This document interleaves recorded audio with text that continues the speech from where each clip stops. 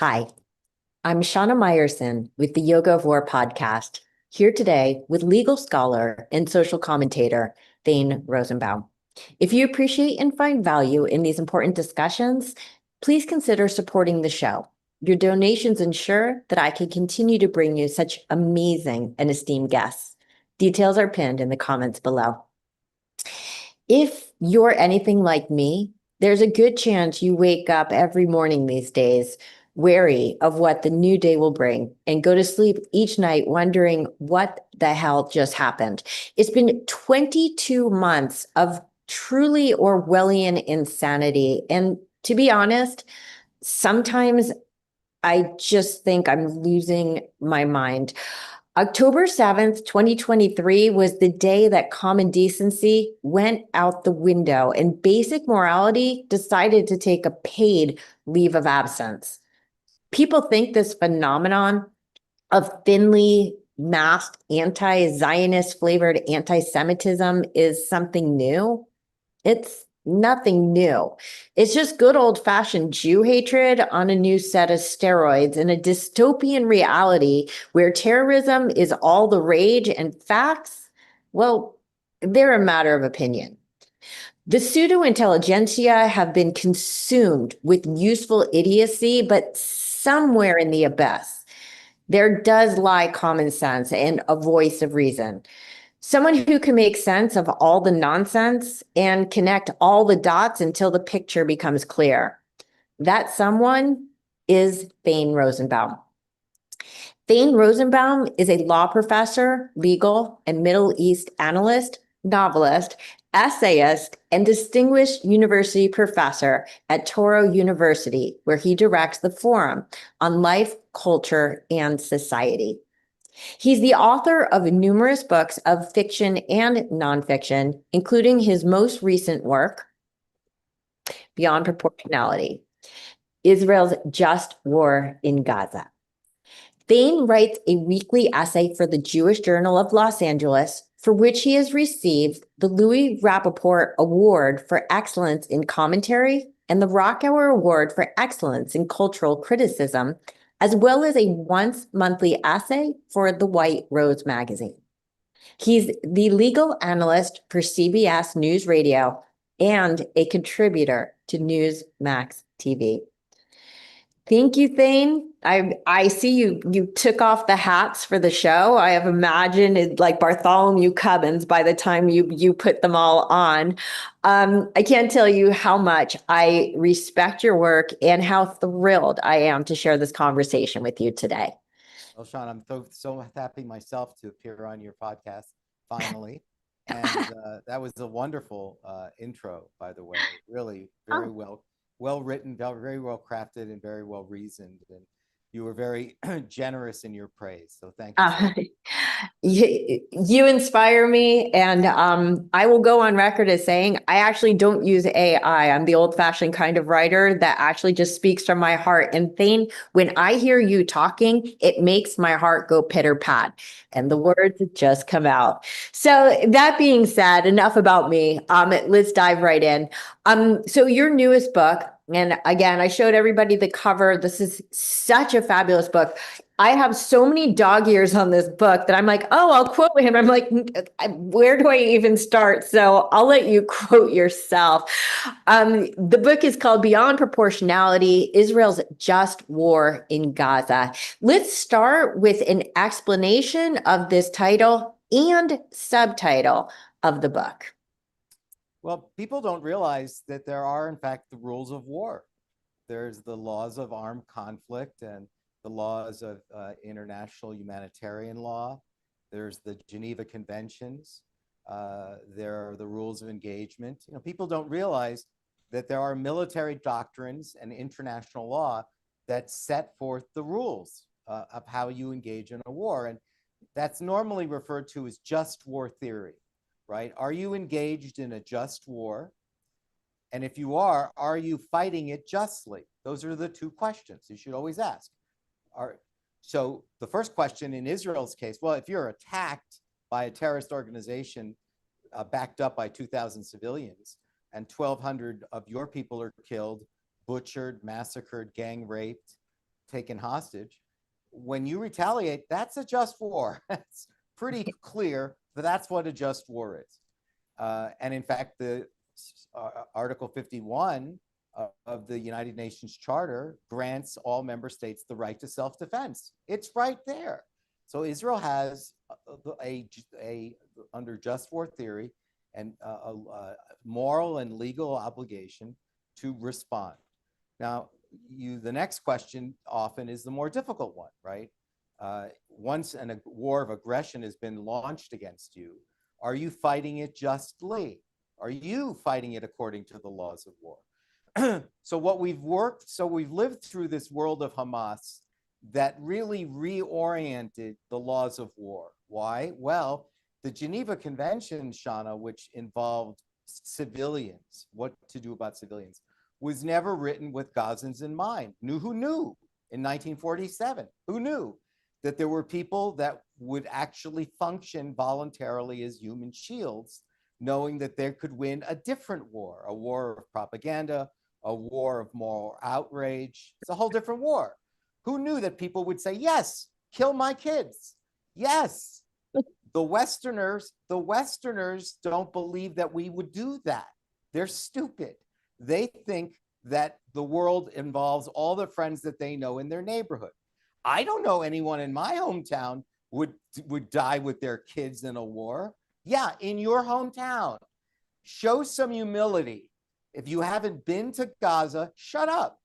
Have you ever been to Israel? Do you know how many books have you read? Do you know anything about anything other than moral outrage? And most people don't, especially today, that by having a phone, the mere fact of having an iPhone, people feel like they're authorities. They have a social media account and they could pop off on any subject. And you should listen to me. Why? Well, I have a phone. I have a phone and it comes with 5G. And it makes me, the fact that I'm illiterate, I haven't read anything, I haven't written anything, I haven't traveled anywhere, I don't know what I'm saying, except that I can grit my teeth as much as anybody and display what a morally fine person I am by expressing outrage, the grievance culture. But there are laws of war. And so the question is, what did the Geneva Convention do in a situation like this? Israel, the laws of war are very clear. Who are you aiming at? That's always the first question. What's your target? If you're engaged in a war and the target has military necessity, meaning we are firing at terrorists, high-profile targets that are in that enterprise of terrorism, military installations, weapon caches, communication centers, the various elements that give terrorism its organizational structure. If that's what we're firing at, then the question is, are we making distinctions to the extent that we can between combatants and non-combatants, right? And the question is, well, we can't because they're surrounded by human shields. We would like to. We've done everything possible by giving advance notice, precautionary words, messages delivered through texts, voicemails, flyers. Israel drops speakers from helicopters that give warnings. We are going to be conducting operations in your building tomorrow. Get out. Here is the directions to a humanitarian corridor. Go there now. Be a normal person. Take your child and get out of there, right? If once Israel has communicated where it is, in most wars, it is never the case that you give them your playbook. You don't usually give a playbook. Israel's the only country in the world that literally says to the enemy, here's what we're going to do tomorrow. Why are we telling you that? Because you're a bunch of lunatics. And the people that put you in power are even more are more maniacal than you, if that's possible. And they're not going to leave. And besides, 30% of the civilians that are being killed are people that are friends and relatives of the terrorists. So that if you look at Israel's numbers, where 50% of the people killed are terrorists and 30% are friends and relatives. So when you're talking about civilian casualties, you have to think about it in those terms. People that won't leave because you don't want them to leave and they don't want to leave. And so if you're not aiming at them, but you're firing at terrorists, it's the terrorists' obligation to keep people away from harm. The additional protocols to the Geneva Conventions, which were updated 30 years later. Why? Because of new urban warfare, like what we're seeing today. They had to update the laws and essentially says, if you're keeping weapons near civilians, it's your fault that they're getting killed. If you're keeping them within your vicinity during wartime, it's your fault that you're getting killed. This is the military doctrine that exists. Shana, if you were in West Point today taking a class, that's what your exam would be about, right? It's only not that exam at the New York Times or MSNBC or BBC. The laws are clear. Israel is following the laws. The responsibility for dead civilians is entirely on Hamas.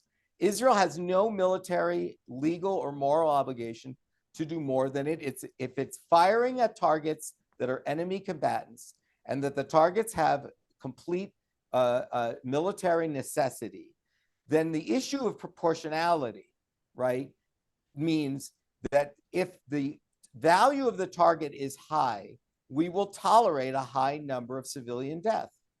Civilian death is not genocide. It's called collateral damage. Why is it called collateral damage? Because the death is collateral to a main objective. It's not the objective. The objective is the enemy, the terrorists, the rights under the United Nations Charter to retaliate against the terrorists. Dead civilians are part of warfare. They were there in World War II in the bombings of Hiroshima, Nagasaki, and Dresden. Those were not acts of genocide. Those targets, by the way, those targets had less military significance than what Israel fires at. How about that? Not only were there no charges against the United States and Britain after World War II, but there's a better case there of genocide. There would have been a better case. It can't be. Why? They're fighting a war. Usually, if you start a war, you can't complain. It's only when Israel is defending itself. Normally, in the history of warfare, if you start a war, an act of aggression, you don't complain about, oh my God, where's the ceasefire? Our people are getting killed. Yeah, they're getting killed. You know who would have been a real Zionist in this situation that might surprise your viewers and listeners, Shana? Abraham Lincoln. If Abraham Lincoln was around today, he would be looking at people and going, are you bananas? Are you out of your minds?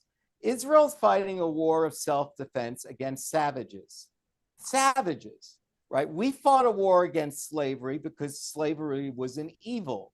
Israel's fighting a separate kind of an evil. The people that committed these crimes torched babies, beheaded people, gang raped girls, and then fired machine guns into their vaginas. They mutilated their bodies. Some of the girls were raped after they were dead. Corpses were raped. People do they not want to clue in at all of what happened on October 7th? In any other planetary system, if you told people that's what happened on October 7th, you'd go, well, if Israel doesn't do something about it, we're going to do something about it. You know, the world cannot tolerate, we cannot be a just, civilized world to allow any member of Hamas to be alive and any civilian who participated in the atrocities, right? This is not a war, this is barbarism, right? Abraham Lincoln was tougher on the South than his own generals. He looked at slavery as a unique evil, and he wanted the war to end. The war was not ending, and he was looking at Ulysses S. Grant and going, what are you doing? Do it. Make sure the civilians of the South suffer. Get this war over with. Tecumseh Sherman, who's the author of the Sherman's March, started burning farms in Atlanta on his way to Washington, D.C. That's what was called Sherman's March. You know why? It wasn't just that he wanted to starve out the Confederate Army. He wanted to starve out the plantation owners, the civilians that essentially put slavery in motion and were willing to secede from the Union for that reason. And so his army was ruthless. And Abraham Lincoln would be saying, there is no ceasefire here. And there's no civilian sympathy here. The civilians of Gaza elected a terrorist organization to be their elected representatives with a charter that said, kill Jews wherever you find them. And then they committed the acts of October 7th. What did you think was going to happen? What would you expect to happen? A bundt cake? We send gifts to the Palestinians? What do we do to them? We give them stuff? We feed them? Who's feeding them? Why would you feed them? It's Hamas's responsibility to feed them. The amount of aid that's been sent into Gaza has averaged 3,000 calories a day for every civilian. That's a lot of food. So if they're not eating, that means someone else is eating. If Hamas is eating, why is that Israel's fault? Is it Israel's fault that the aid isn't getting to the right people? No. This is another reason why the war should come to an end and everyone from Hamas should be killed. Everyone. And so this idea of why would there be a ceasefire? The siege, this is what's called siege warfare, which is a war of attrition. The idea of it's almost a defensive war. We will smoke you out. And so the war of attrition is what the Sherman March was that ended the Civil War. The war of attrition was exactly how World War II ended. We had to go beyond proportionality to make sure the world would come to an end. It was a just war, and it was ultimately fought justly. Israel's, again, when it comes to proportionality, people get the word wrong. They think it means lopsided death toll. It has nothing to do with lopsided. You could win a war in which none of your people are killed and everyone is killed on the other side. That doesn't make it disproportionate. It's not a numbers game. Proportionality is, what are you firing at? If it's an essential, necessary target and you're aiming at military targets, not civilians, it doesn't matter how many civilians are killed. What is the advantage, the moral requirements of what it is you're firing at? What is to be gained? If it has significant military advantage, then you're allowed to engage the enemy in that without regard to civilian loss. Why? Because the civilian loss are collateral damage. So again, if you look at Israel's conduct, even on numbers, the ratio is either 1-to-1 or 2-to-1, enemy combatants to civilians. Do you know what it was when the United States coalition forces fought ISIS? It was 10-to-1. We killed 10 civilians for every ISIS fighter. Israel at most killed 2-to-1. Was the United States engaged? That means that we're 5 times the number of deaths in killing ISIS. Where was the protests on campus?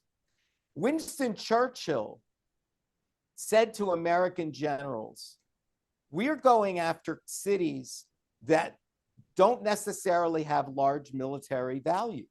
We want the civilians to bring this war to an end.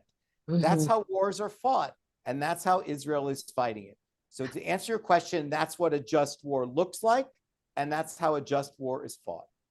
So I think that, boy, I have so much to say about that. I'm going to make first one quick statement about you have an iPhone, you have Mr. Google, therefore you're an authority. The number of people who literally tried to argue with me on John Spencer's or Andrew Fox's or Richard Kemp's statistics because they, from their living room, know more than these military experts because CNN or BBC tells them it's so, is like beyond the imagination. But can I just interrupt there for 1 second? Sorry, Shana. That's okay. Those guests are great guests, Andy and John. But I hope they said, because now we know more. BBC, CNN, all the networks acknowledge that they're doing no independent verification.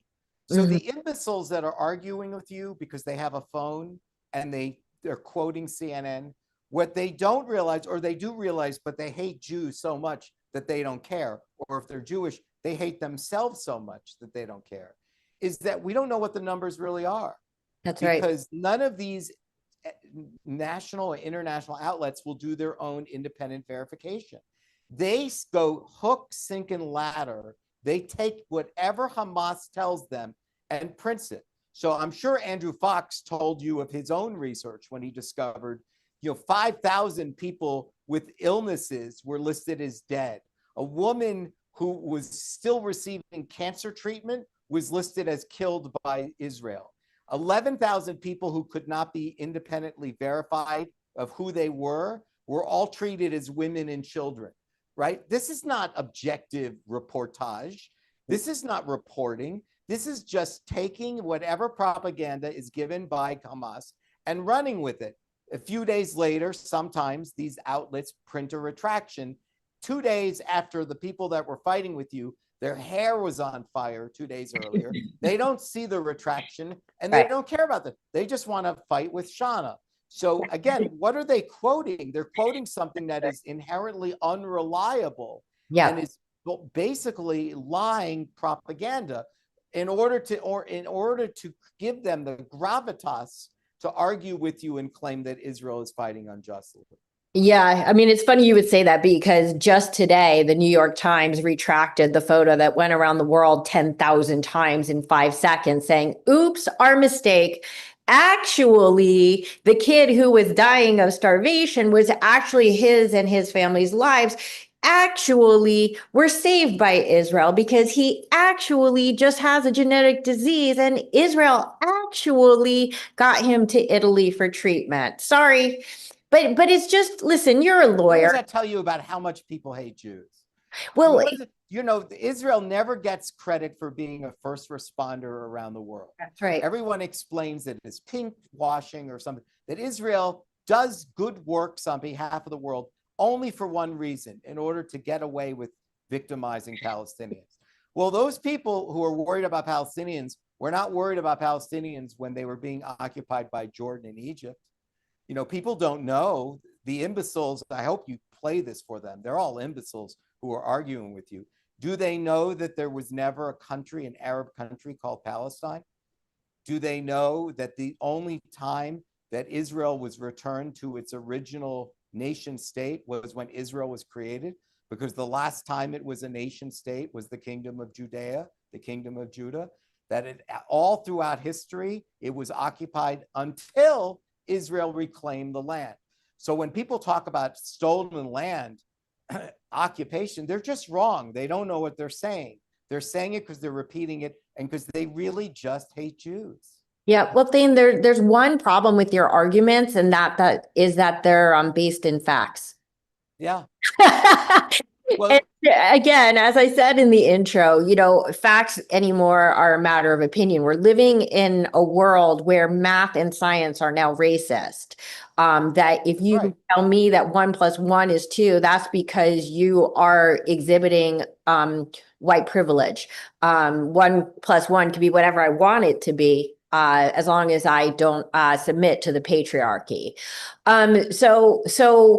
In fact, we did a whole show on Andrew's report back when it came out in December. One thing I want to stack on these fake statistics, my favorite fake statistics that are in these reports of Israel created casualties is that included are the Palestinians who are killed by errant terrorist missiles, which is 25 to 35% of all the missiles that they send, because a lot of them are constructed from water pipes in someone's basement. They don't land where they're intended to go.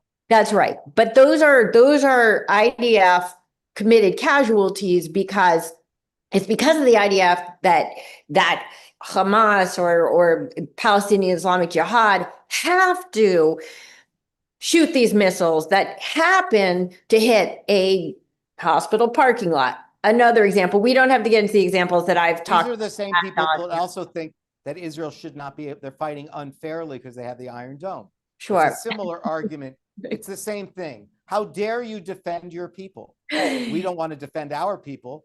When you defend your people, that is racist because your white people are saved and our brown-skinned people are not saved. So you are a racist country for defending your white people. Problem, of course, is that 50% of Israel are not white people. Well, so here's another thing that's another lie that doesn't fit the narrative of a colonial settler, hegemony. Israel is in its ancestral homeland. They're not a colonial power. No country invaded Israel and brought the Jews there. Jews went on their own. They went home. And the fact that the people of the Arabs who live in Israel, they're not Palestinians, they're Israeli Arabs. And 20% of Israel's population are made up of Israeli Arabs. So that sort of puts the lie to the apartheid myth, particularly since those same people serve on the Supreme Court. Thane, so I want to talk about this later on about the weaponization of words. So I'm going to get to this, but I just want to just briefly say. I just want one thing about Andrew's statistics. Don't forget, I hope he did say they're not his numbers; they're their numbers.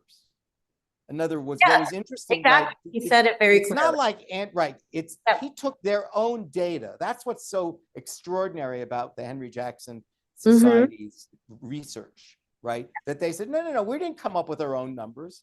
We used their own data, but looked at it honestly. We didn't do it the way CNN does it, which is however it is that Hamas characterizes, we'll just repeat it. What Andrew did was, no, I want to see your charts. Let me see your spreadsheets. And I will look at that and go, wait a minute. Why is this guy, Mohammed, who's 35 years old, listed as a girl? How did he get to be a girl? A baby girl. A baby girl. How did this woman suffering from cancer who's still receiving chemotherapy, how did she be listed as a dead woman killed by Israel? That's what he discovered.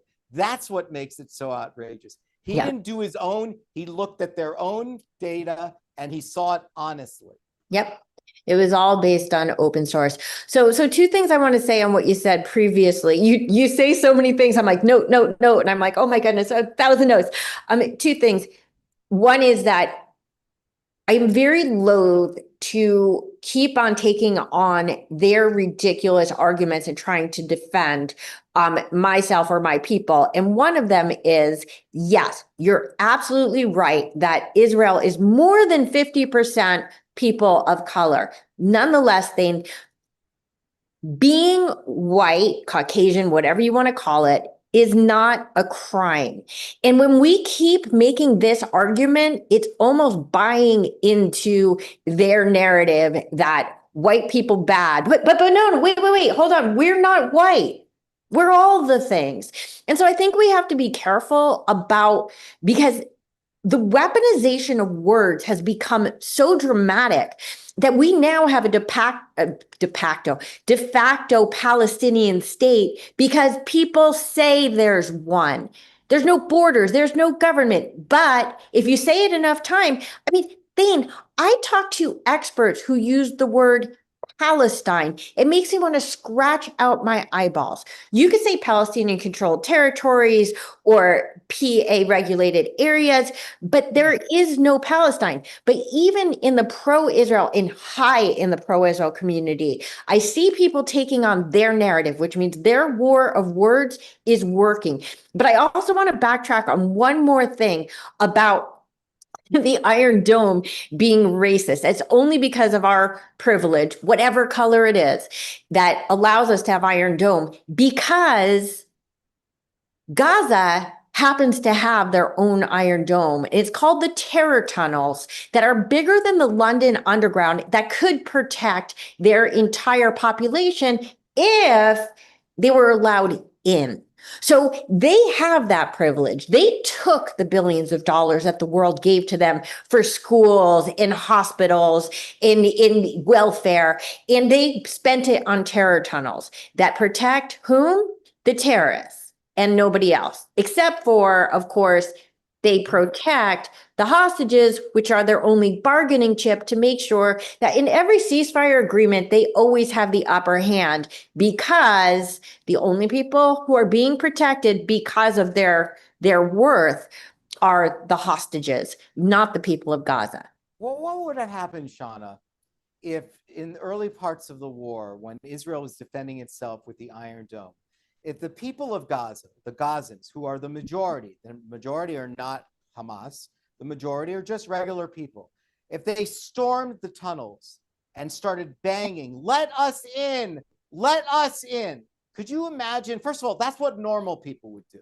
A normal person would be going, take all the kids, and we are going straight to the tunnels, and we are going to pound away. If they kill us, they'll kill us. But we're going down, making the world know that we wanted to hide from these rockets. We knew our building was scheduled for targeting. The Israelis told us yesterday. And yet we are doing everything we can. We'll go to humanitarian corridors, or we're going to go to the tunnels. And yet the world doesn't hold any agency for the Palestinians. The Palestinians are so infantilized. They're like children. They have no brains. You know, it's so, to me, it's so racist, even though Muslims are not a race. It's so racist. Oh, the Palestinians, they couldn't possibly complain. They couldn't possibly demand to go inside the tunnels. They couldn't say, the Jews have Iron Dome. We have an Iron Dome. Shana just told us what it is. It's called a tunnel. We should have been able to figure that out on our own, but we needed Shana to tell us we have shelter. So we demand to be protected by our people. This money came for our use. You misapplied money to build tunnels, and we want to be hiding inside it. Why aren't they doing that? Here's something that's interesting. When Israel turned the war around last summer, around a year ago, and started fighting and taking out Hezbollah in the suburbs of Beirut, that was the walkie-talkie and the beepers, you know, those great maneuvers, took out Nasrallah, all of that. Why is it that we did not hear about civilian casualties in Lebanon? You know, wait a minute, I don't understand. Israel kills civilians. That's what they do for a living. That's what your imbecile friends say. Israel likes to kill kids. They like to, how did they miss the Lebanese kids and the Lebanese civilians? You know why? Because they left. They're not Gazans. The minute they knew that the Dahia, the suburb of Beirut that has most of the Hezbollah fighters and communications and command centers, they left. They didn't want to die. You're talking about the Gazans. In other words, Gazans are part of a death cult. They want to die. Yes, I know Shana's imbecile friends. You don't know anyone like that. I understand. To you, that's unbelievable, right? Like I no longer talk to my old agent who I knew for 30 years. She's an imbecile. You know, she lives in Park Avenue and she doesn't know anyone like that. Yeah, I understand. There's no one in your building that would sacrifice themselves and their children, but they are in Gaza. That's for sure. They've been there and they've shown you in 3 different wars. So I understand it upsets you because you can't imagine someone doing it, but you can't blame Israel for having barbarous neighbors. It's not their fault. You have to say, Israel has to do what it must do to save its people. And because it's faced with this incredible moral dilemma, which is we know we're going to be killing civilians, but we know that it doesn't violate the laws of armed conflict. Why? We read Thane Rosenbaum's book. It's very clear. It's a clear statement, right? There you go. We understood. We're not stupid like Shana's friends. We actually read a book, and now we have something to think about and something to say. But we understand that this is the world that's in Gaza. It's a twisted world. It's morally, inverted. It doesn't make sense and will be offensive to people who see themselves as morally humanitarian or however it is that they see themselves. But that's not the world that the Israelis face. And people should have the humility to say, I don't really know from that world. I haven't traveled. I haven't read books. I don't really know. I just know it's upsetting. I understand, but it's not as if the Israelis don't understand. It's not also that they don't have the same moral calculus.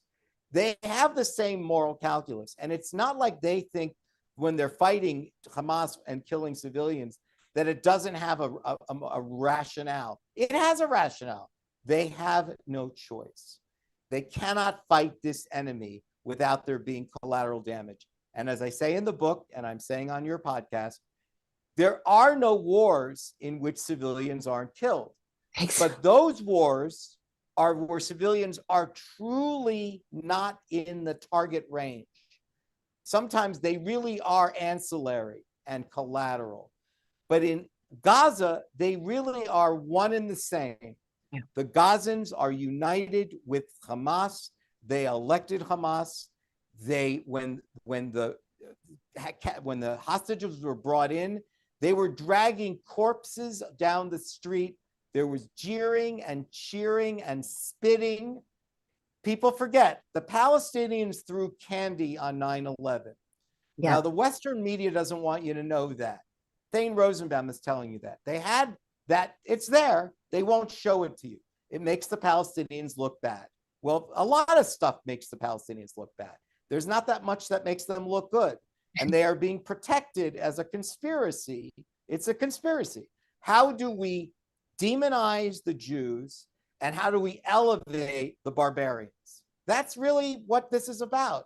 And so the fact that most Americans don't know that the Palestinians were throwing candy in celebration of 9/11, you know, that's kind of like all you really need to know if you're an American. Oh, and they gang raped girls. Oh, and they beheaded people. Oh, beheadings.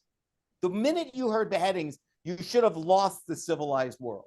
Right. Civilized world is, well, Israel, do whatever you got to do. Savagery is not something that is accepted under our watch. They gang raped teenage girls. They torched babies alive, right? They made families watch this barbarism. That's what's really so twisted about this. The overdrive that took place from October 7th to October 8th, right? On October 8th, it all of a sudden became the poor Palestinians by any means necessary, right? Resistance cannot be questioned. You know, the rapes never took place. None of the IDF raped its own girls, right? The speed with which people went to make an excuse, it's like, yeah, but the videotape was shot by the Palestinians. I don't know if that's for sure, right? All of a sudden, everyone had doubts. Instead of saying, there's really not much doubt, right? And yet, even today, that was why are we pulling down posters? Why are we pulling down posters? Because we don't want to face what we're really talking about. We don't want to face who we really are. We really hate Jews this much that we don't want any distraction. We don't want any sympathy for them. We don't want to have anyone be confused. The only thing that you need to know is these are white colonialists and they must be killed. And we don't want to hear anything else. We don't want to see pictures of children. We don't want to hear what was done on October 7th. We just want you all united in one mission: kill Jews. And Israel made something possible, or really the Palestinians made something possible, which is throughout recorded history, you had to really it was a stretch, you know, why you hate Jews. Well, because they kill children and make matzah from blood. Really? I mean, is that what they really did? Matzah doesn't taste bad enough on its own that you needed to add Christian blood to it, right? It's like, it was always so ridiculous. But what happened with Israel and Palestinians, people that no one cared about before, but suddenly are the most important people on the planet. So all genocides take a back seat, all occupations take, nothing else is discussed other Palestinians, is because it gives us a chance to couch our Jew hatred as matter of social justice. That is an extraordinary idea, that we could take something that we know is wrong, to hate Jews, but to actually say there's actually a moral virtue in hating Jews. Because my hatred of Jews is really about my virtue in supporting Palestinian rights. And nothing like that has ever happened in world history, where we took something that we know was evil and said, but we can turn it into a public good, into a moral virtue, by saying, this is what these people deserve. This is what they deserve. And so we don't care what happens to them, and we can justify whatever happens to them. And we don't want any sympathy directed toward them. Yeah. It's really what I always refer to as hashtag funny, not funny, because you have to laugh at the ludicrousy of the arguments that come out, but at the same time, they're so serious about it. I mean, when it comes to, I mean, genocide is the thing, right? This is the cause du jour.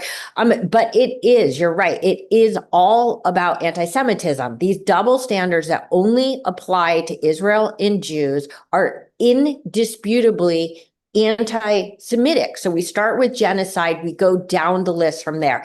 Ethnic cleansing, apartheid, colonialism. It doesn't take a rocket scientist to recognize this pattern. But then, why do you think that even the most vocal pro-Israel activists are so loath to admit that all of this comes down to anti-Semitism? I have seen really when I say some of our most prominent voices, I mean it, and they're legal experts. And it's like, oh, it's not all about it. It's like, yes, it is. It is. It's all anti-Semitic because it's all double standards. In what other world? Like, after ISIS was beheading everyone, who in the Western world said, idea, let's give them a state? Like what alternative universe are we living in? This is all anti-Semitism. Why won't our leaders say that out loud? Well, partly because our leaders are on the left. I'm talking about our leaders, your leaders and my leaders, people who I promise. I thought you meant Jewish leaders. Yeah, I don't want to name names, but I'm talking about the people that we're reposting every single day that I've heard them say in words. UN experts, international legal scholars. No. Let's be clear. If someone says to you they're an international lawyer, they're an anti-Semite. If they hand you a card that says, what's your practice area? It's a very small group. It's like George Clooney's wife. She's a first-rate Jew hater, Amal Clooney, right? That's her claim to fame. She married a movie star and she hates Jews for a living. Hold on one second, Thane. I promise I'm talking about the most legitimate international pro-Israel legal scholar that you can think of. I don't want to name names. Okay, I'm talking super legit. I wouldn't, I mean, if we were talking about the same guy, I wouldn't even use his name because he's doing this in order to get his name in the paper. So I wouldn't. Look, Jews, in my view, are not that smart. It's a myth, right? It's not that, they're not really, I know they like to say, yes, they get into law school and dental school, but it's not that impressive. A lot of people can get into dental school or law school. I've been a law professor for over 30 years. Believe me, you can get into law school. It's not that impressive. But Jews really suffer. They have an enormous low self-esteem as a people, enormous low self-esteem for all sorts of reasons. And they'll do anything to sit at the cool kids' table. They'll do or say anything. They have the vast majority of them have no intellectual honesty or personal integrity. They will say anything to sit with the cool kid table. And in order to sit on a campus, in a faculty lounge, on campus, if you're a student, if you're a pro-Israel advocate, you're done. Nobody wants to be Thane Rosenbaum on campus. Thank God I'm now saved by Touro University, but for many, many years, I was not saved at universities. Do the Jewish faculty like Thane Rosenbaum not know the things he's saying? Do they not know that globalize the Intifada is not protected First Amendment speech? They know that. But why is he the only one saying that? Why is he the only one saying that? Because if you said it on the law school faculty, they wouldn't talk to you anymore. So people that purportedly are First Amendment scholars, whatever that means, won't say what I say, which is the First Amendment does not protect such speech. It is under Virginia versus Black, a true threat, or it's under Shaplinsky versus New Hampshire, fighting words. There are all sorts of prescribed categories that do not receive First Amendment protection. Just like, and I've said this before, if I started screaming lynch blacks, lynch blacks, lynch blacks, and I said lynch blacks, and I said, well, no, let me be clear. When I say lynch blacks, I don't mean that. I mean, I'm against racial preferences. But what I want to say, I need something to say. And I don't like, I believe what Shana said earlier. I think there's a very bad anti-whiteness, and I need to fight the anti-whiteness. I don't think it's right. So the way I fight the anti-whiteness is I say lynch blacks, lynch black. Could you imagine how long a person would last on campus with lynch black? And if someone said, no, I have the academic freedom to say that. I have the First Amendment privilege to express myself in that way. I'm expressing in a political opinion, right? Because that's what they're saying from the rivers to the sea. It's no, it's not. It's a genocidal tune. It's a chant. So I'm just saying that why am I the only law professor in America that doesn't know this? Everyone knows this. They're just afraid to say it. So they won't say it because it'll destroy their social calendar. Their lowest self-esteem is already at rock bottom, and they really don't want to be ostracized. You know, I've always said about my career, everything I've said, done, and written has been a bad career move. In my world, as a law professor, as a novelist, as an essayist, as a writer, the stuff I have said and written is not the way to advance your career. There's a much better way to do it. Well, how do you say? Israel's the worst human rights violator in the history of the world. Worse than the Nazis, worse than the Huns, worse than everyone. Jews are terrible people. We are terrible. Look at me. I'm Jewish, but I admit it. We're the worst people in the world. There's a term of art for it. I think I might have invented it. It's called moral narcissism. Look at me. I planted a tree in Israel, but I cannot love Israel anymore for its conduct, right? It's really about you, right? It's not about Israel. It's about your narcissism, that you want to show off what a great person you are, how unblemished, how morally, that you're willing to condemn your people and the Jewish state to say, I will not allow this in my name, right? Yeah. Look at my moral outrage. And let me just say one thing more about the word apartheid that you said, because I want to tie something that you said earlier. I agree with you. This anti-whiteness, this anti-Americanism, this stuff is appalling, right? The anti-whiteness, the demonization of pigmentation. But the reason why apartheid needs to be argued by Jews as in Israel about why, when I said to you, well, 50% of the population isn't white. And you're saying, yeah, I know, but Thane, why should that matter? What if they were all white? Well, Shana, you're right. But the problem is Israel's being charged with apartheid. Right. Right. That's the problem. If Israel wasn't being charged with apartheid, I'd be with you. I'd say, you know what? White people can defend themselves too. Sure. Right? All white. But if you're going to now say that Israel is an apartheid state, you have to confront the fact that an Ethiopian Israeli was crowned Miss Israel. Because that shit didn't happen in South Africa. That Jews and Arabs and Africans sit on the same buses together. They go to public accommodations together. They sit in the same restaurants. There's no segregation. They vote together. They right. At rock concerts, Supreme Court women together. can dress with skin shown, and gay people can hold their hands. Right. There's no other place anywhere in that region, North Africa, the Middle East, the Persian Gulf, that gay people could go to a music concert and hold hands. All right, something very simple like that. Or that 20% of the population are Muslims and they serve on the Supreme Court and in the legislature. Now, apartheid means forced separation under racial boundaries. Does that sound like Israel?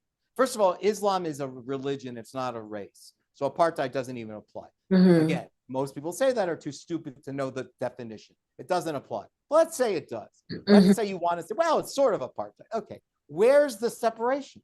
Where is it? They live in the same buildings. They take the same public transports. They eat in the same restaurants. They serve in the same legislature. Where is your separation, right? Now, you know, if you listen to an imbecile like Peter Beinart, which, you know, the darling of the progressive left, an absolute Jew-hating imbecile. If you listen to him, and I know this, I know him, unfortunately, I've debated him, unfortunately. He deserves no better title than that. He's just an imbecile. But I would say, if you say, he would then quote this, yes, but do you know that Israelis are racist? And I go, yeah, and Americans are racist, and Americans are anti-Semites, yeah, you're never going to get past that, Peter. It's true. It may never be the case that every Israeli loves Muslims, or that's not the standard. The standard isn't whether there's racism in Israel. It's whether there's apartheid in Israel, whether there is a dual treatment of citizenship in Israel. That's the point, Peter. It's not that the Israelis might not love Muslims as much as they love other Israelis of Ashkenazi. Yes, that's of course. Just like Southern whites will still love Southern whites more than Southern blacks. We may never be able to fix that. But that doesn't make us, the United States, a systemically racist nation. Right. It just means that we're racist. Now, we were told in the Black Lives Matter movement and the George Floyd aftermath that we are systemically racist. That's nonsense. We are not systemically racist. We are racist. If anything, the system is systemically racist against white people because there are no special protections for white people. The special protections are for people of color. Hey, I'm all for that. I'm okay with that. But I'm not okay by giving these advantages, these benefits, for reasons that had to do with slavery that I have no problem continuing. But I have a problem being told that we're systemically racist when the system is set up to compensate for those racial disparities. You got to be one or the other. We're not systemically racist if we're taking actions to equalize the imbalances.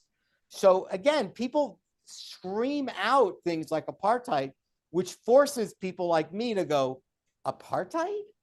Do you remember what apartheid actually looks like, and how, and in what way does it resemble apartheid, the pluralistic society that Israel has created?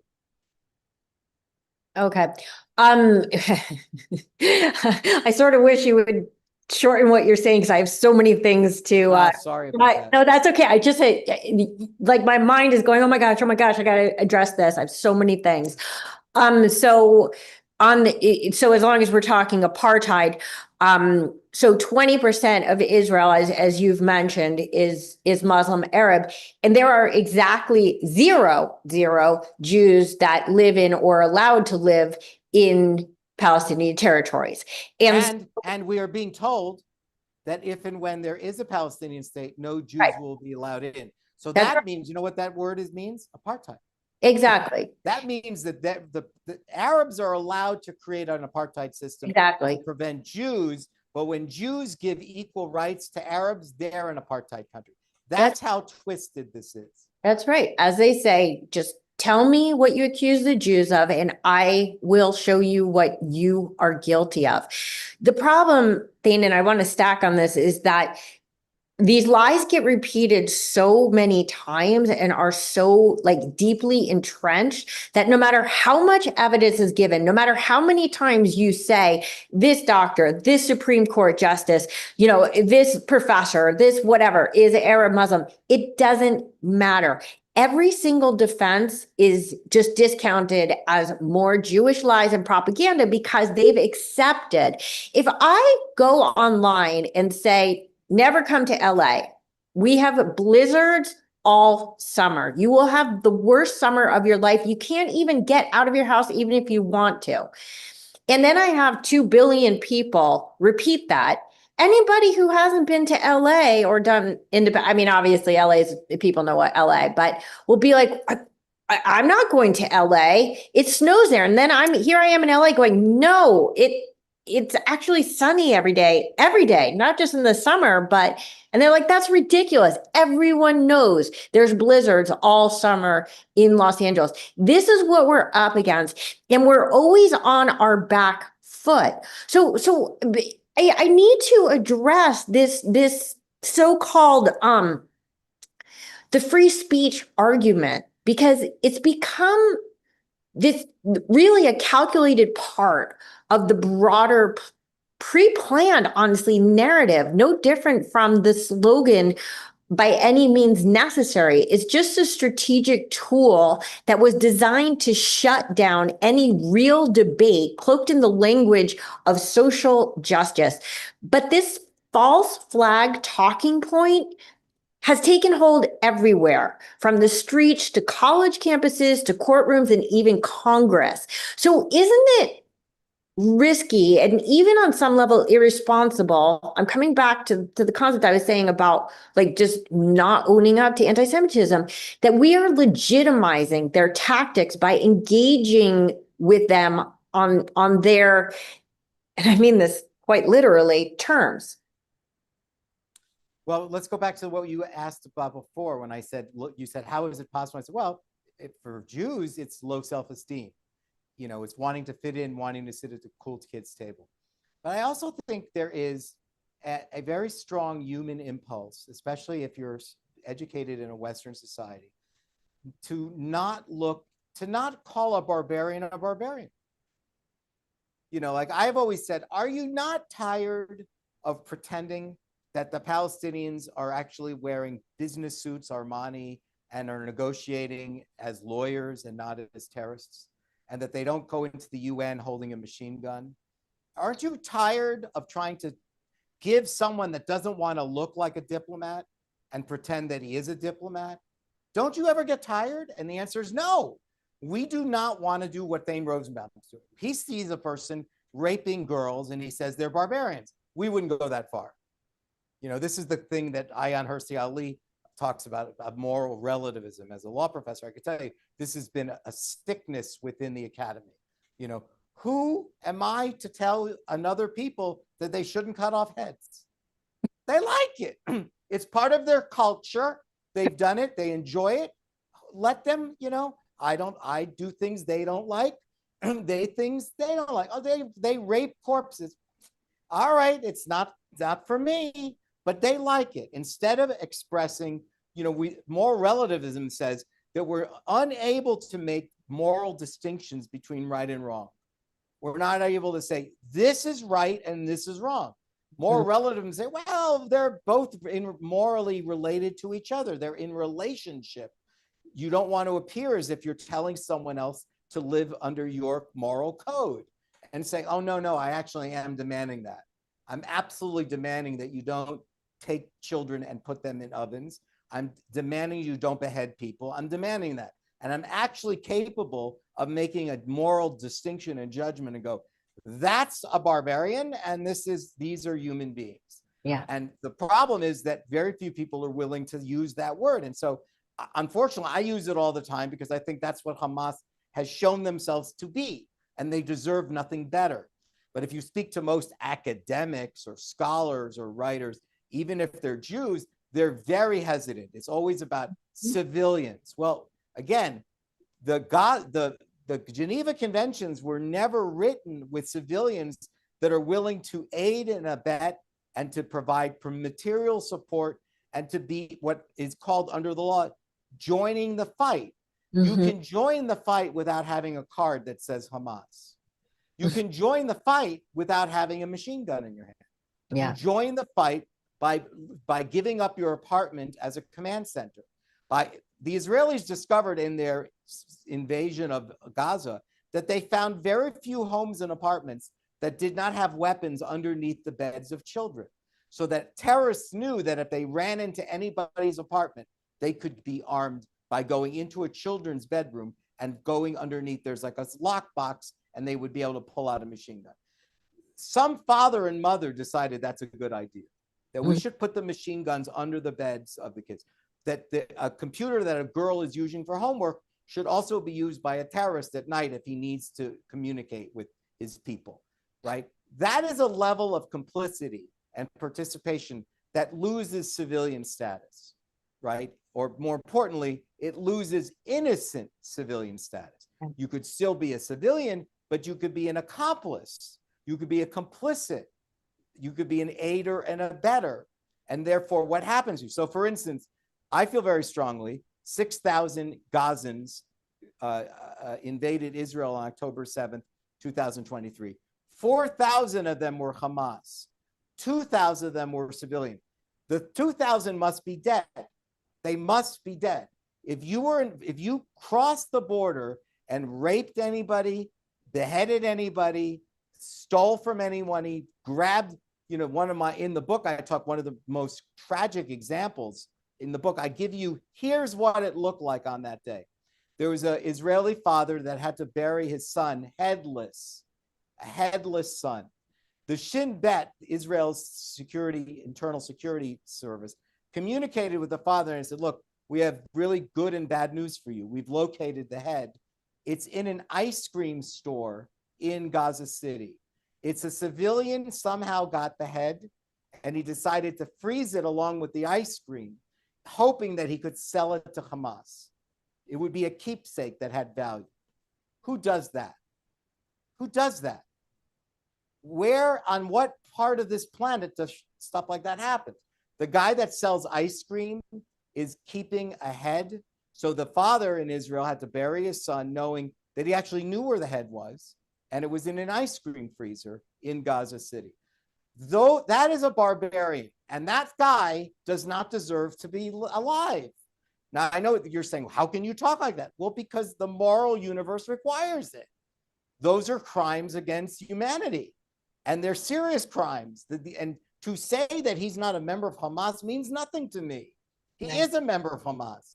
He is an accomplice. He is as guilty as anyone who was training to invade. He invaded in a different way. So again, part of the difficulty is our unwillingness to judge. Yeah. That we don't feel qualified to judge. Yeah. Oh, who knows? The Jews are bad too. The Jews deserve it. The Jews do terrible things. Yeah, you know what? Israel is an imperfect democracy. Yeah, I'm with you there. I got it. Which is why I would say to Peter Bonner, yeah, Israelis are racist. Yeah, that's true. Those things are part of human nature, and we can't rid that. But that doesn't make them criminals. It doesn't make that committers, people who commit war crimes or people who commit crimes against humanity. These are not examples of ethnic cleansing, and they're certainly not examples of genocide. These are examples of a nation fighting in self-defense that is producing a large number of civilian casualties because of the way the enemy fights. And because the civilians in that world do not mind sacrificing themselves and their children in order to get the PR boost to discuss the Western world and demonize the Jews. That's what this war is about. It's really that simple. If you are against Israel, you are all in on the idea, I will accept anything from barbarians in order to stand against the Jews. Yeah. Again, I've got a lot of things to say about this. I'll try to focus on one thing. And when it comes to cultural relativism, are you, Thane, are you familiar with Yasmin Mohammed's story? Yeah. And you know about how she was abused by her radical Islamic stepfather, and that Canada literally said that you have to go back home to this person because that is a cultural norm, and therefore you cannot judge against him.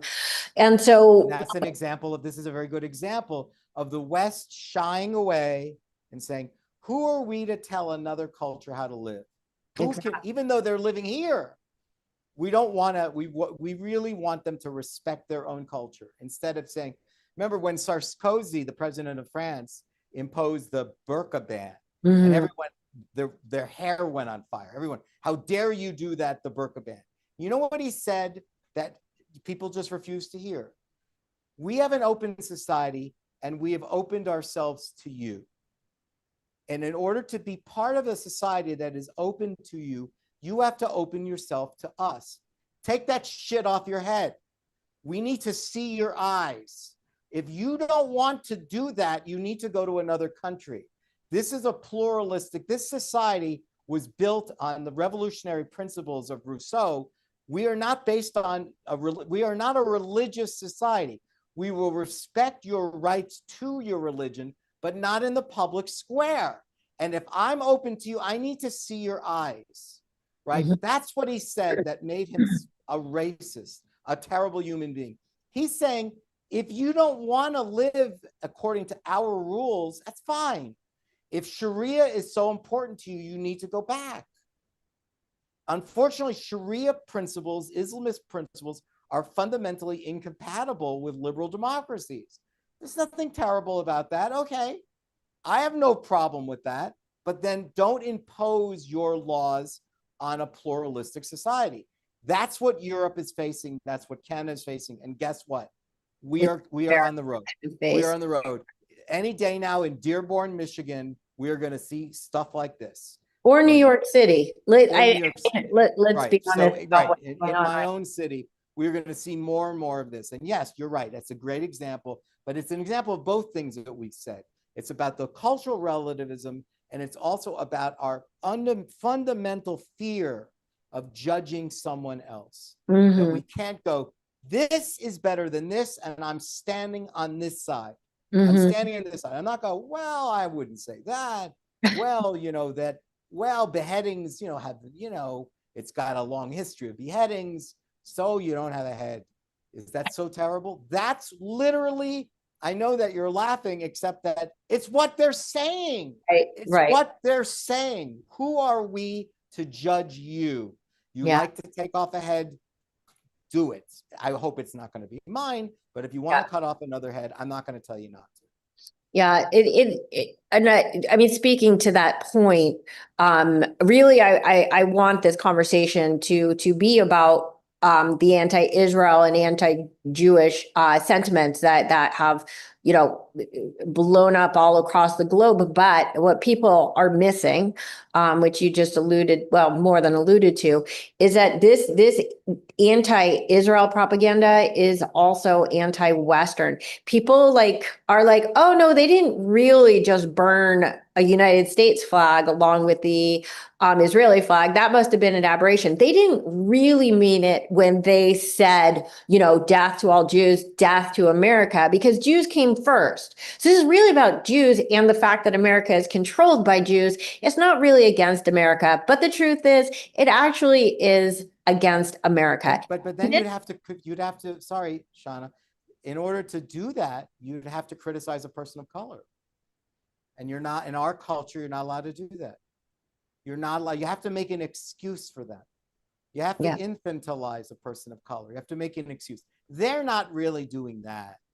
They didn't gang rape. They didn't really do that. You have to make excuses. They don't mean they hate America. They don't mean that. They mean Jews. They don't mean that.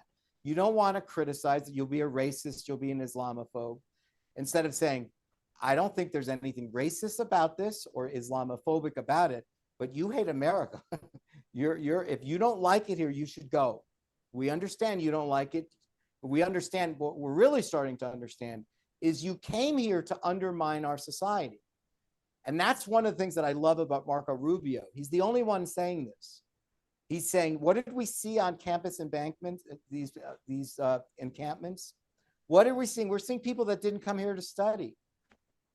People that studying was not interesting to them. They wanted an opportunity to undermine American democracy, to turn us against each other. It's almost brilliant. It's a very brilliant strategy. Yeah. Go to American universities. We already have Islamist faculty members who are being paid for by Qatar. They'll help you, and they will teach you a kind of one way of seeing the world, groupthink, and you will take that and take it to the lunchroom and take it to the campus green, and you will force people to chant the stupid things you say, and you'll make excuses for it, and you'll call it anti-colonial, and you'll call it anti-racist, and you'll make everyone think that they're virtuous and honorable for taking this on, and you'll force people to recite pledges that they're against white people and they're against Jews, and we will drive the West to hate themselves. And that is so much of what we're seeing the last several years. It is a fundamental self-hatred, not just among Jews with low self-esteem, Americans. Yes. Americans that buy into this bullshit are buying into this idea that we only have value by showing how ugly we are. Yeah. To show our hatred, our self-hatred is the only value we have. To show that the 1619 Project from the utter nonsense. The New York Times came up with some bullshit historical aberration that this country's founding had only one purpose, nothing else, to slave Black men and to enslave people of color. It had no other virtue. It's done nothing good for the world. From the minute we first hit this landing ground, we had only one purpose. No real historian believes this, but the New York Times won a Pulitzer Prize for the 1619 Project. This is another example of forcing white people to hate themselves, to convince them that they can only show their value by their self-hatred, not to defend their people, but to hate, despise, and condemn their people. Yeah, this movement started so clearly with Barack Obama. I'm not saying this in hindsight. I saw it while he was the first president to be like, well, actually, we suck. These American exceptionalism was a good example, right, Shana? He did not believe in American exceptionalism. Yeah. I remember thinking, what are you talking about? Seriously? Really, what's exceptional to you? Iran? What if you don't believe in American exceptionalism, go back to Kenya with your father. Your American mother and grandmother raised you in America, and they put you on a path to make you an American president, the first African American with a name called Barack Hussein Obama. That's a racist country. We are a racist country. Your second term, you got more votes than John Kerry did in 2004 by white people. More white people voted for you than they voted for other Democrats in prior elections. We are a racist. That doesn't make us exceptional. Where do you want to go? You want to run? Your father abandoned you. And where is the exceptionalism? And so he wound up writing 2 books glorifying his father. And then, you don't hear much about his Hawaiian parent, his mother and grandmother. You don't hear enough about them. You hear about this idea that, everything is seen through an anti-colonial lens. And Barack Obama absolutely bought into the anti-colonial lens. Yeah. Yes. And by the way, one last thing, he moved the bust of Winston Churchill out of the Oval Office. People don't remember that. It was a very small story, but he didn't like it in the Oval Office because to him, Winston Churchill was the epitome of colonialism. And so this gift that was given to an American president that had been sitting in the Oval Office for many, many multiple presidencies was taken out. No one really wanted to cover that because it was, I guess, racist to cover it. But I wrote about it.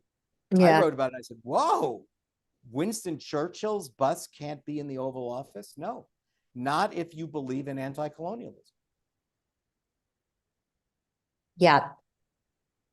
Agree. And we've seen such a vast subversion of morality. I think since then, I think it's literally the MAGA movement, Make America Great Again, came straight out of Obama saying, we suck. So Trump is like, okay, let's make it better. Let's make it great. But it's very popular to say we suck. Yeah. But especially among Democrats, like find me the Democrat who will post an American flag on their Facebook page and just say, God bless America. And we sort of have like the argument there. But I think can I just say something? For Jews, not the way in which Jews have come across these last number of years as, in my view, appallingly anti-patriotic, un-American. It's so appalling for Jewish Americans of all people. No society has ever welcomed us more. No society has ever given us more opportunity. For Jews not to be appalled, to somehow say, yeah, I kind of like the burning of the American flag. I like it when progressives do that. I like when we say there's nothing exceptional about America. Really? You should be ashamed. No American Jew should walk around and not say, we are so lucky and we are so grateful. And instead, it's like, well, we can't really say that because my daughter in college will not like it, and my college roommate won't like it, and my cousin, who's a lunatic, has never read a book, he won't like it. So it's good for me to come across as anti-American, and it's just appalling. It is appalling, and I want to make a couple of points. And one is that about 15 minutes ago, you alluded to this apologism where people are saying, oh, we're not really anti-American, we're just anti-Semitic. And then people are like, oh, okay, well, then it's okay. Okay, so even in that fact, even if that were the actual reality, there's a problem there. Danger, Will Robinson. anti-Semitism is now a social justice cause. Not anti-Semitism. Actually, anti-Semitism shows that you are the good person in the room. And Yes. the anti the Jew hating, a lot of people don't even want to use the word anti-Semitic anymore because it sounds very whitewashy. But so the Jew hating lies and propaganda have gone so mainstream now that the so-called like controversial view is the one standing up for freedom and democracy and against the most gruesome terror imaginable. Like, how did we get to a point in the greatest civilized society in the history of mankind? Oh, I know that's racist to say, but I'm going to go ahead and say it. How did we get to this point where truth and decency are the ones that are literally begging for a seat at the table? Well, we surrendered some of our most important institutions to a kind of anti-American groupthink, moral relativism, this all the stuff that you and I have been talking about. Yeah. We surrendered institutions. What institutions? Unfortunately, the most important ones: the universities, major media, publishing, museums, right? Publishing, newspapers, universities. That covers a lot of what is supposed to be what knowledge. This is in a knowledge-based society. Where does knowledge come from? Well, books. It comes from the New York Times. It comes from CNN. It comes from taking a class in political science at some university. And when we surrendered this idea of open inquiry, intellectual diversity, viewpoint diversity, free speech and mutual tolerance, anti this, what we see now, this sort of, lack of mutual respect for some others' conflicting ideas, right? What you see, I consider myself a 19th century liberal. I'm a classic liberal. I'm not emotional about it. I sound upset here because you told me to bring it, and I'm bringing it. But like, I'm actually happy to listen to someone's point of view and go, okay, I don't agree with that, but I don't think you should die. Right. I think you're ignorant. I wish you'd read more. I don't know why you would say that, because the facts are so clearly not in favor of what you're saying. But what we've created is a kind of a screed grievance culture of moral atonement and moral, beyond the pale of morality. We immediately cancel, expel, condemn, denounce as someone who is beneath our respect. We cannot hear from them. We cannot know them. And so we see all kinds of examples of this. Why are Jews who may not even be Zionists being blamed for what's happening in Israel? How can that be explained? If you said you're only anti-Zionist and you're not really about Jews, why are you killing Jews on the street? You don't even know what their positions are. How do they know that they don't agree with you? Clearly, your problem is Jews and not Israel. Here's something that's interesting. I've said this before. In China, there is I wouldn't quite call it a full genocide, but there's a lot of ethnic cleansing through forced abortions and sterilizations, and it's concentration camps for the Uyghurs. The Uyghurs are 1 million people who are Muslims. Get it? They are the same religion as the Palestinians.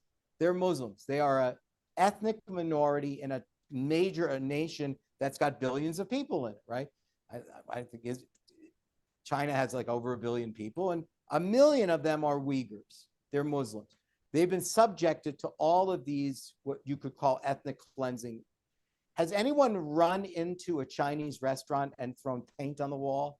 Has anyone run into a Chinese restaurant and screamed, shame, shame, shame, shame? Has anyone attacked from behind, slapped a Chinese American in the head from behind and said, I'm only defending the Uyghurs. I'm really doing the righteous thing. I'm showing you, look at me, I'm such a good person. I'm standing up for the Uyghurs. You would be thrown in jail in a second, and people would say, this is America. We don't do that. We don't blame you. We don't start picking on people on the street. let's put it this way. After 9/11, do you realize how little attacks there were against Muslims in the United States? You would have thought there would have been lynch mobs all over the country to attack Muslims. That didn't happen. There were very, very small numbers of that, right? We were being told not to, and of course we didn't, because we're not barbarians. But when it comes to Jews, all bets are off, and the license is there. But I think that this, the double standards are so easy to see. 300,000 Tigrayans have been killed in Ethiopia, 400,000 Darfurians in Sudan. Where are their protests? 500,000 Syrians, right? So even if you take the numbers that Hamas gives you, it's 56, 58,000. It's not as much as 500,000. Sure. 500 million, sorry, 500 million. You're talking about 500 million people. Nobody has anything to say. So clearly it's anti-Semitism. It's not genocide, it's anti-Semitism, because you've chosen to single out one people and ignore worse crimes elsewhere. How else do you explain it? And there is no other way to explain it. So when people say they show such intolerance, so when you said, how did this happen? Well, we developed a shouting down culture. I will shout you down. I will not hear what you have to say. I will not hear any other truth other than my subjective truth. I believe in a certain groupthink, and this is the only acceptable thing, that we see this as an example of justice and liberation, and we don't think this is anti-Semitic. We're doing the right thing, and we won't let you convince us otherwise. Well, by the way, this book that you promoted of mine, it's not in any bookstore. Can't get it in a bookstore. You can only get it online. Yeah. How about that? Talk about, we will not allow a different point of view. There are no bookstores, brick and mortar stores, that carry beyond proportionality. You don't go to bnn.com or amazon.com, you can't find it. What does that tell you? We shout you down. Right. We are not an open society anymore. And we surrendered. How did this happen to us, Shana? We surrendered the sources of knowledge and the sources of expertise. We basically said, the people who are supposed to know are telling us this, so we'll believe it, even if we won't do. Yeah, go ahead. There's a vast irony in that it's the free speech people who are so obsessed with shouting people down so they can't. Yeah. And the first time that I think it happened was with Michael Oren here at UC Irvine. That's the first time I remember seeing it. And now literally you can, if you're pro-Israel or sometimes even Jewish, you're lucky to even be able to get onto a campus today to speak. But if you go, you can be rest assured that somebody is going to try to shout you down, and good luck whether the university decides to remove them or you, because you are probably the actual problem. Why? Well, you're Jewish. But then one point that I really need to make that everybody makes the 9/11 analogies, and certainly there are a lot of analogies to be made, but we need to keep in mind, and the analogy that you just made is that the Muslims were the perpetrators, not the victims. That's what makes this all even sicker, is that after 9/11, we fell over ourselves to make sure we didn't do anything to make rightly so. I mean, as a Jew, I was brought up my whole life with the notion of, as Jews, we cannot afford to hate. That's what I've always been taught. But I'm just saying, this is a nation that after 9/11 was like, I have an idea. Let's put a hijab in every Nike ad, and let's make the women in burqas into Disney princesses, and let's do everything we can to normalize this. But when the Jews are actually the victims of this terror, we turn against them. That's right. So it's not even just they didn't say, wow, there's something really sick and twisted going on here. We need to stand up for the Jews.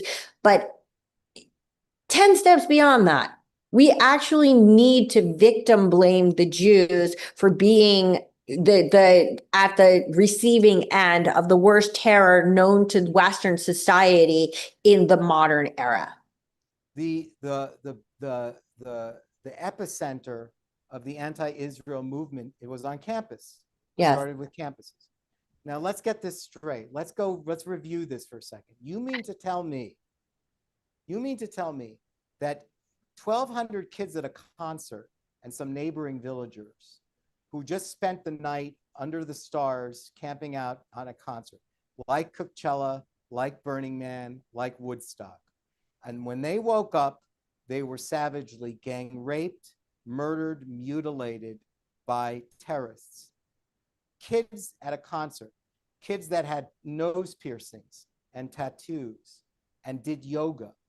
These were not the settlers, evil settlers, the way we demonize Israel. Mm-hmm. These were the peaceniks, the college kids, the kids that went to a rock concert, a music concert, a dance festival all night.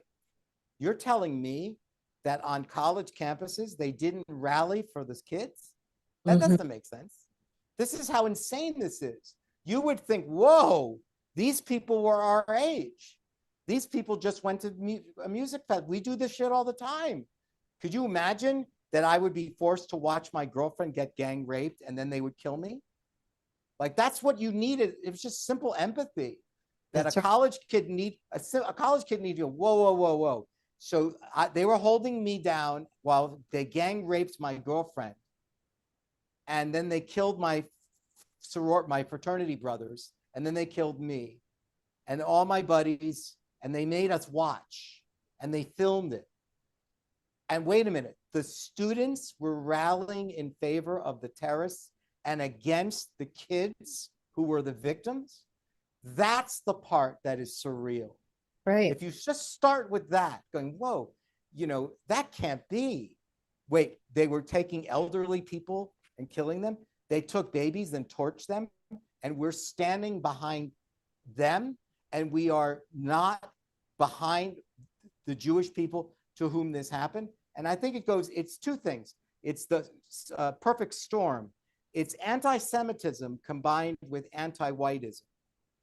That the match lit immediately. We have a very good way to justify the killings. Israel deserves what it got. We won't really show you the posters because they're faces that are sympathetic faces. So we don't want to tear it down because we don't want faces of children or women or, we don't want that. We want to just focus on anti-Israel, and we'll focus on why this is justified. Resistance is necessary. Really? All resistance? That was necessary? Beheadings, gang rapings. And again, you didn't have students on campus that couldn't debate that point with their professors. When a professor said it was exhilarating, you couldn't have students like, whoa, right. It was exhilarating that girls our age were gang raped. Where were the feminists on campus? Where did they say to the Islamist faculty, go, you are celebrating the gang raping of girls our age on a campus? Do you have no shame? And everything was shut down, shut down. That other point of view, the obvious point of view, which is to defend the victims and to point out the barbarism, got flipped. And the victims became the oppressors, the colonialists, the white people, and the barbarians became the poor, meek people of color. And that's what happened. And it happened very quickly. And again, when you asked me before, I was like, well, when you consider what are the sources of knowledge and communication, if you would take those hostage, universities, the press and publishing, museums, that progressive lineup is going to tell you, and the people who use social media. Yeah. The TikTokers. Sure. The way in which other countries were able to manipulate the algorithms. This is one of these days we're going to get really good books written about the sum total of things that conspired against the Israelis and Jews. If you put them all together, you could see Jews didn't have a chance. On October 8th, they didn't have a chance. Everything was being set up to demonize Jews. Absolutely. And when you talk about the Nova Festival, one thing that comes to mind, like predating that, of course, was the Munich Olympics, where it's like, announcement. The Israeli Olympic team was just slaughtered, but please meet us at Stadium 3 for the 400-yard dash. Right. And so in the same vein, this year, in the last couple of months, we saw Glastonbury turned into an anti-Zionist hate fest and Beyond Wonderland into an IDF witch hunt.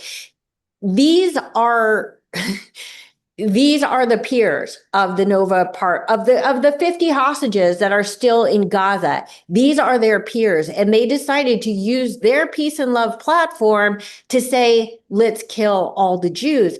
The social media, of course, it's a problem that's not going to go away. It's going to get worse. And that we live in this largely godless society that it's just not cool to believe in God anymore. We have a whole generation of young people that are so desperate for some like any sort of meaning in their lives. Why they're choosing terrorism over altruism. Okay, we've gone into that a lot. But I think that most kids today like romanticize the glory days of the 1960s when taking over colleges and burning flags and bras had such like tremendous curb appeal. They see Gaza as their Vietnam. They're mimicking the rebellious like glamour of the 1960s without any grasp of the actual history. This has zero parallels to what happened in Vietnam. But meanwhile, the adults in the room are nodding their heads like, yeah, kids will be kids.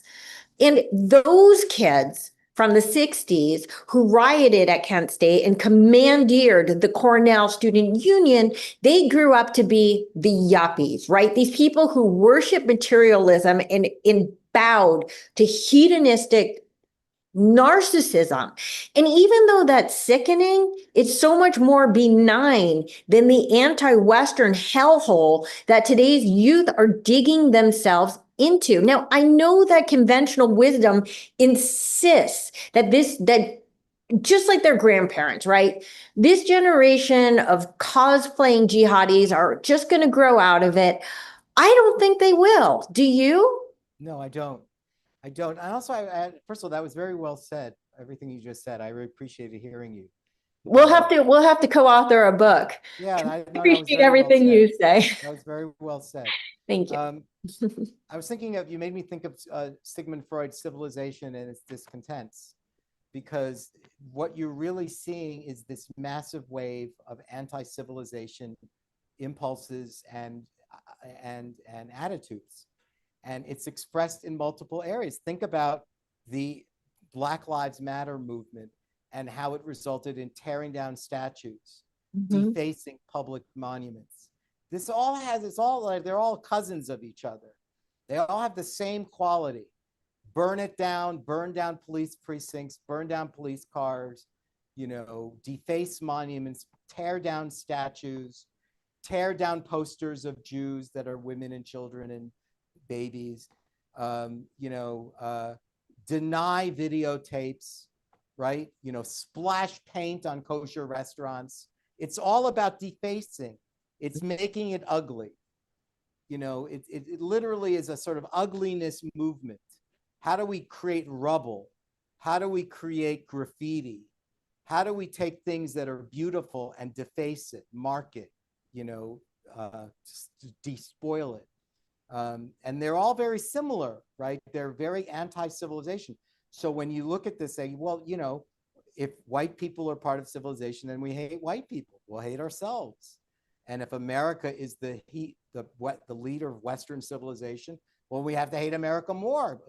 Barack Obama said he didn't believe in American exceptionalism. He must know. He's got to know.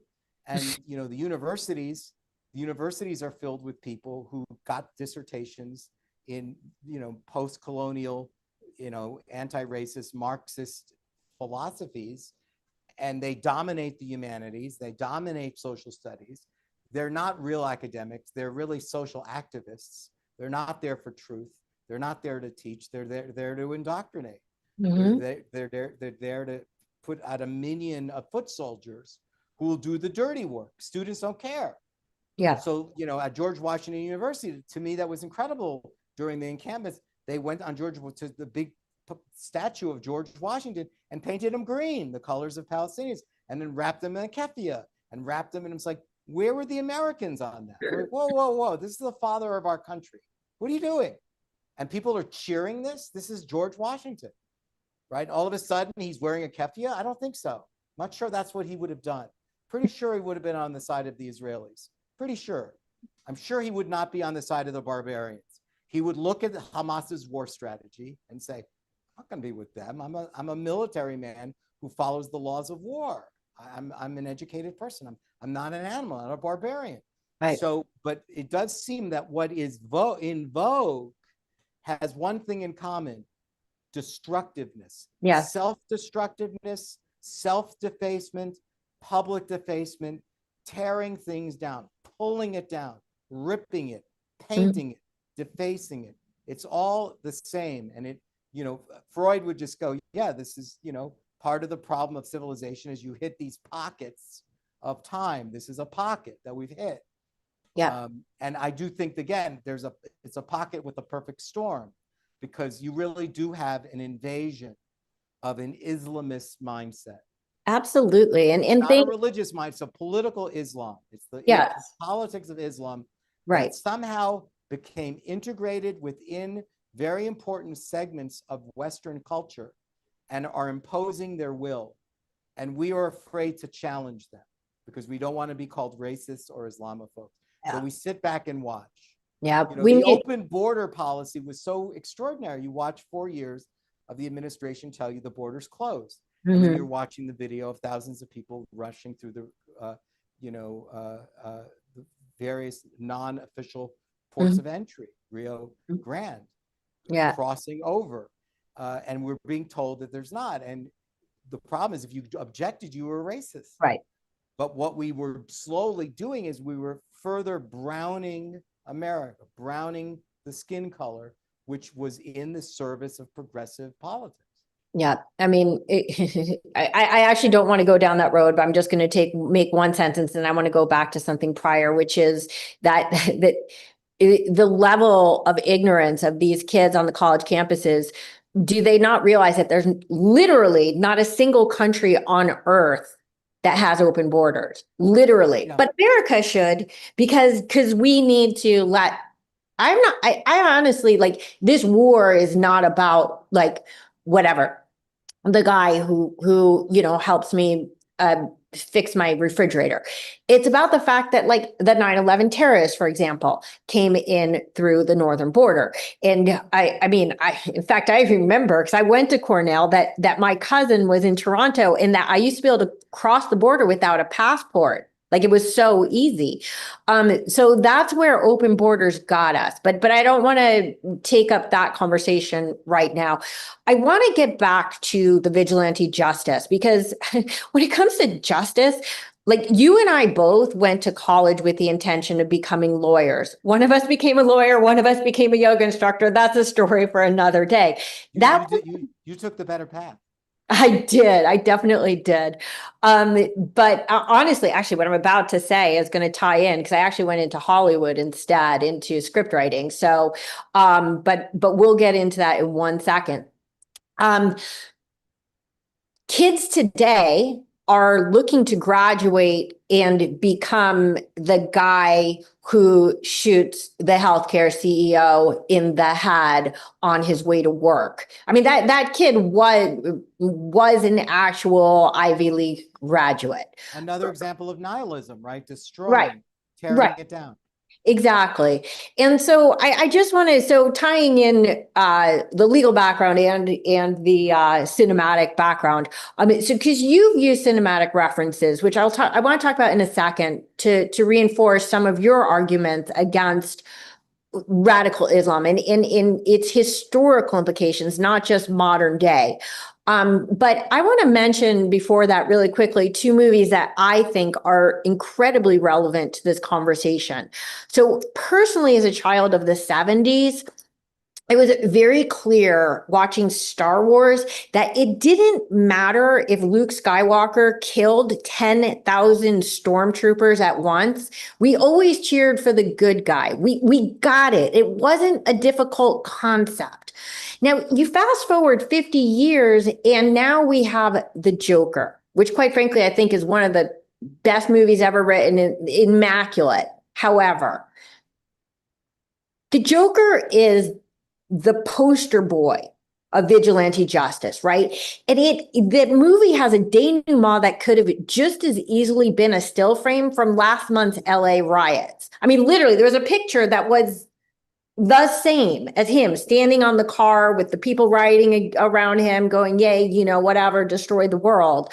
So I know I mean, you talk about The Patriot, which I haven't seen actually, but when you talk about like Lawrence of Arabia or Exodus, do you think that Hollywood would even make those movies today? No, absolutely not. They'd be considered racist films. The Lawrence of Arabia would be, showing you Arabs as only machete wielding maniacs, who just want to kill on camels. That the British realized, that T. Lawrence realized, my God, we have an army here that could kick ass. We can kick the Ottomans out. We're fighting with the wrong weapons. We have a bunch of people who are easily radicalized. They're nuts. And if you get them weapons, they'll just go in and start savagely killing Ottomans. And so we can win World War I without even using the British. We can mobilize Arabia, and Arabia will revolt against the Ottomans. The scene that I talk about in the movie Exodus is the very end, where people, must have in 1960 gasped. And if you watch the movie now, you should really gasp, because in the end of the movie, the kibbutz needs to be evacuated because they're told that the Arabs are planning to come into the kibbutz and kill the children tomorrow. So we have to get the children out today. Some of them, they were put in little backpacks to move them in the middle of the night to rescue them, right? And you're saying, well, what does that remind you of? It sounds like October 7th. It sounds like, wait a minute, these people actually believe in killing. They'll just come and slit the throats of children, won't think twice about it. And so these are horrible presentations, and it goes back to the same thing.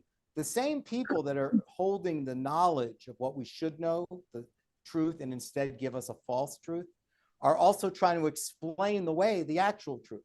That's why they go, rip down the posters, rip those down, deny the videotapes, deny it. It didn't happen, right? Focus on what's necessary as a liberation. It's justice. Use the word justice. Use the word social justice. That's even better. Let's not focus on the obvious. The obvious thing is, you did what to babies? You did what? And again, you can then say, well, what about the Palestinian babies that have been killed? Yeah, Hamas put them there. It's true. Hamas is attacking Israel, and Israel is abiding by the rules of war and fighting back. And unfortunately, they're fighting back against people who will not take their precautionary measures. Israel's saying leave, and they won't leave. Then they're killed, and the world's going, you killed babies. Yeah, but we didn't intend to. We would have done anything we could have done to move them out of the way. We were not aiming at them. That is the definition of a war crime. What were you aiming at? We were aiming at the parents who were holding the children hostage. They wanted them there. Why? Because the MSNBC will like that, and the BBC will love that, and MSNBC will like that. And that it will completely tarnish Israel's moral reputation, instead of saying what we should have been saying all along. This is Hamas's doing. Israel is merely fighting a war. The genocide is actually being committed by their own people. Hamas is subjecting their own people to guaranteed death. It's a guaranteed death. But people don't want to hear that. It's much better to blame a Western society that they deem to be white. That is what's very fashionable in intellectual circles. You can't get invited to an intellectual cocktail party in New York City unless you don't walk around with shrimp and say to yourself, yes, the white people have always done no good for the world. Yeah, we've only invented everything. You know, white people did nothing. Jews, nothing, no contribution to the world. But yes, if you are in a campus, the people that purportedly read the books, that's what they say. And it's worse than that. It's what they believe. Yep. That's the scary part. They actually believe this bullshit that they say.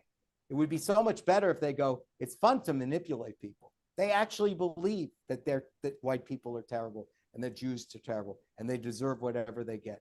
And they believe that it's okay to fudge. You know, in the book I talk about, two last books, there's a book called The Right to Maim. And it's written by some woman, some Islamist faculty member who can't write any language that I could see. There's not one English sentence in there, but it won a book award. And basically what she charges is that Israel is deliberately firing at Palestinian children to maim them and poisoning the water. Right. And mining the organs of Palestinians. And this is an incredible blood libel. And she's getting standing ovations on campus by saying maiming children, poisoning water supply, mining organs, harvesting organs of Palestinians. There's not a shred of evidence in the book. She's an academic. She won a book award. Yeah. So she said, well, it's true. I don't actually have any evidence of this, but it's essentially true because Palestinians are being killed. Yeah, but you came up with a very interesting way to explain that. You accused Israel of deliberately maiming children, poisoning children, and harvesting organs when you had no evidence. And we're cheering you as a scholar. This is the world in which we live. This is what people that believe in fundamental truths and human decency, this is what we're up against. Yeah, sure. And these people are literally arguing that Israel's war in Gaza somehow justifies the barbarism that instigated it. That's right. So it's like, wrap your head around that. How do you blame the present for the past? It doesn't even make sense. The same way when you say Jews stole land. Right. You say every level of this starts with a lie, That's major right. lie. Every piece of this starts with a lie, and that the fundamental lie allows for all of these other exceptions. Sure. You're willing to accept. You're Sure. willing to tear down posters because what happened? Jews stole land. It's like, well, actually, they didn't steal land. Yeah. No one wants to hear that. And again, the academy won't say it. So like when people complain about Donald Trump's, actions against the Ivy League, one of the things that I've said in various media reports, I said, do you know that you can't go to an Ivy League school? So you went to Cornell. You can't go to an Ivy League school and take a course on the Middle East that has any readings that would be favorable to Zionism. Forget a course about Zionism that was favorable to Zionism. Right. But everything is about demonizing Jews, talking about the theft and colonialism. There isn't a reading. So how is that a university? So when President Trump talks about viewpoint diversity, he's right. A person should be able to read something other than the demonization of Israel, but you can't. Right. And no one seems to be upset about that. They should be upset. Wait a minute. I want to be able to be exposed to a lot of different thinking so I can make up my own mind. And the answer is we don't want you to make up your own mind. We want you to take what we give you. You're going to take it and you need to repeat it as gospel and go home and yell at your parents. Tell your parents, especially if they're Jews, tell them that they're terrible people. And let your parents pay $80,000 a year to be yelled at during Christmas break. Agree. I really cringe at this concept of viewpoint diversity because once again, what we're begging for is for some truth. And when we argue for viewpoint diversity, we're not only arguing that we could be heard, but also that the lies can be heard. We've got, Joe Rogan and Piers Morgan and all the people who are like, of course, it's perfectly legitimate to allow some anti-Israel C-list comedian who makes up facts as he goes along. And by the way, did you hear that he's Jewish? And that it's totally legitimate for him to come in and debate an investigative journalist who has spent his whole career studying the conflict. And of course, every pro-Israel politician that supports the Jewish state, it's not out of morality or shared values. No, it's because they're paid off by AIPAC. And these same kids on the campuses that are having parties in orgies on the campus quad in the mysteriously same exact fancy tents and drinking the same exact lattes as every other tentifada across the country are accusing AIPAC of political malfeasance rather than what any special interest group does, which is to endorse the people who support your platform. Exactly what's feeding them their pizzas. And so it's like literally every argument that they make against Israel is a complete inversion of reality. And it's not just an inversion of reality. It's so libelous that the only intention, as we've said over and over, is to shut down the conversation. And this is where viewpoint diversity becomes dangerous in my mind. Yeah. Look, it is in many ways a losing battle. I'm not sanguine about it. I do what I do and say what I say, in part because there's just so few people who are willing to do that. That's why I applaud what you're doing. There are very few, there are very few platforms that are willing to hear this. So I appreciate, what you do on a regular basis and for giving me an opportunity to speak this. And again, I've been in debates with the other side, but the other side, and respectful debates. But the other side is trafficking entirely in libel. They don't know. They're just repeating something that they've heard. And as I said before, it comes from very powerful source material. So it's hard to question it. Shana, I'm going to need to, we're 2 hours. Yes. Okay. You want to wrap up or? Yep. Up to you. We could totally wrap it up. Can I ask 2 more questions? Yeah, sure. Go ahead. Okay.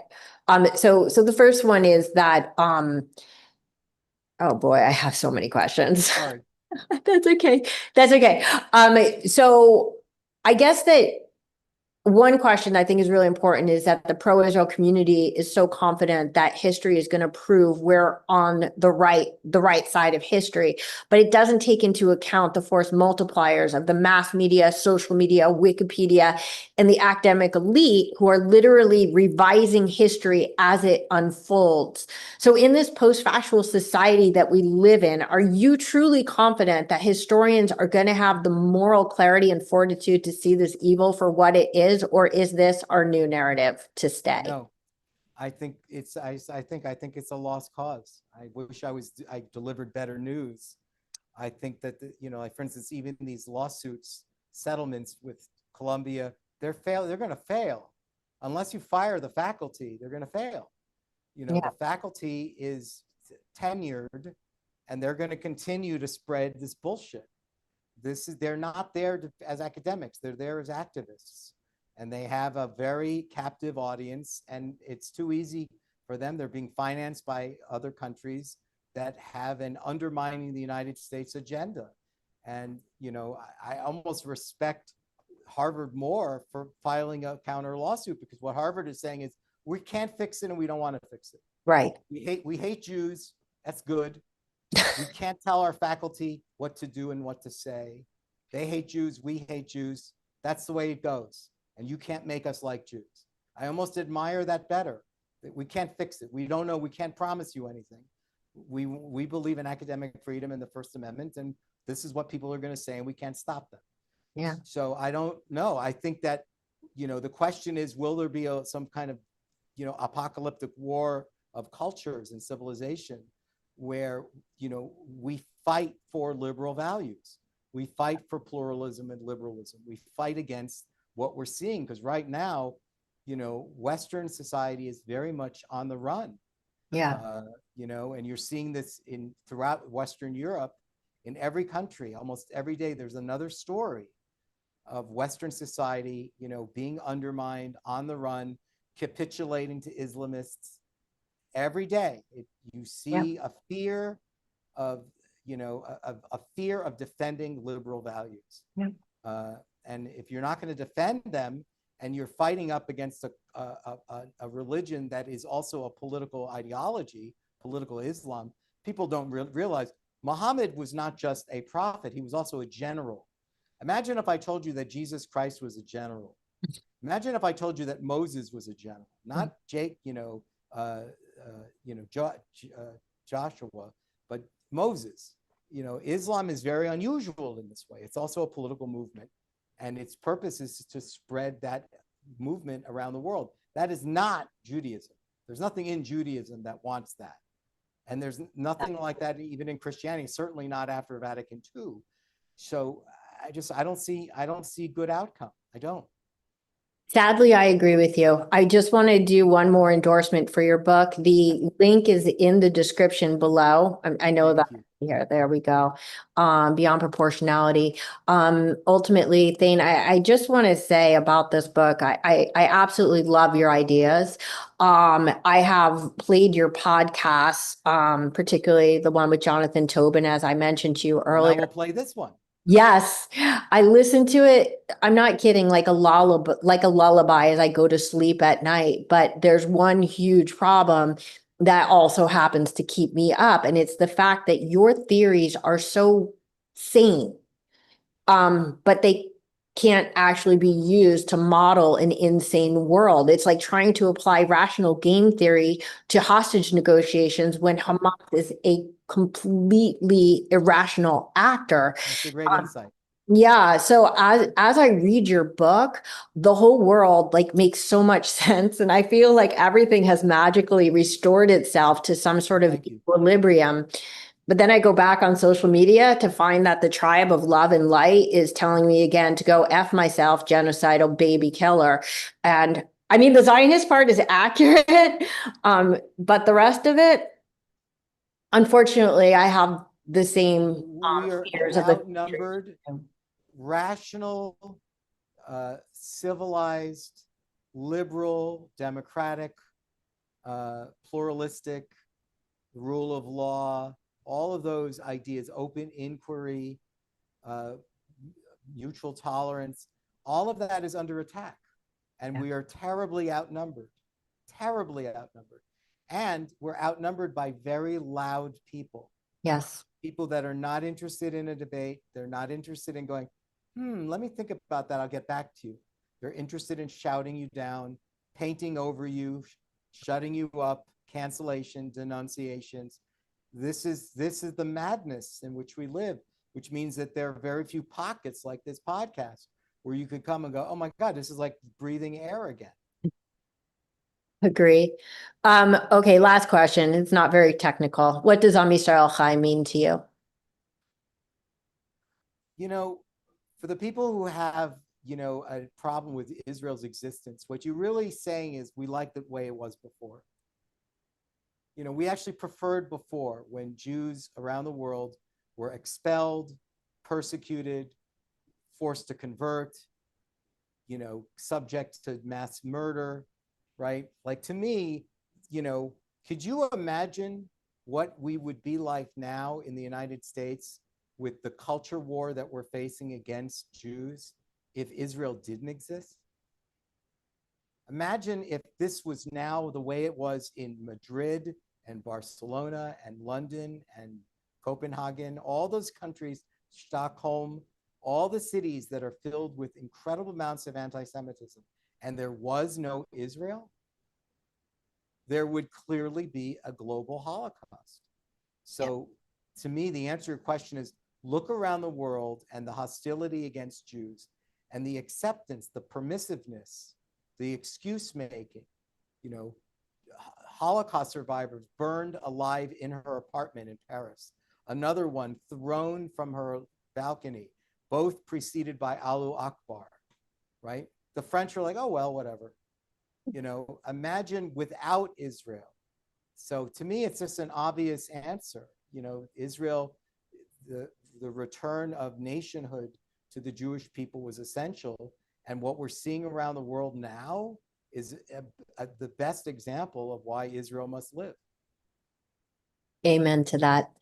Thane, Thank you've you, been Shana. so incredibly generous with your time and with your wisdom. So thank you so much for joining me. And Am Yisrael Chai. I'm Israel. Hi, too.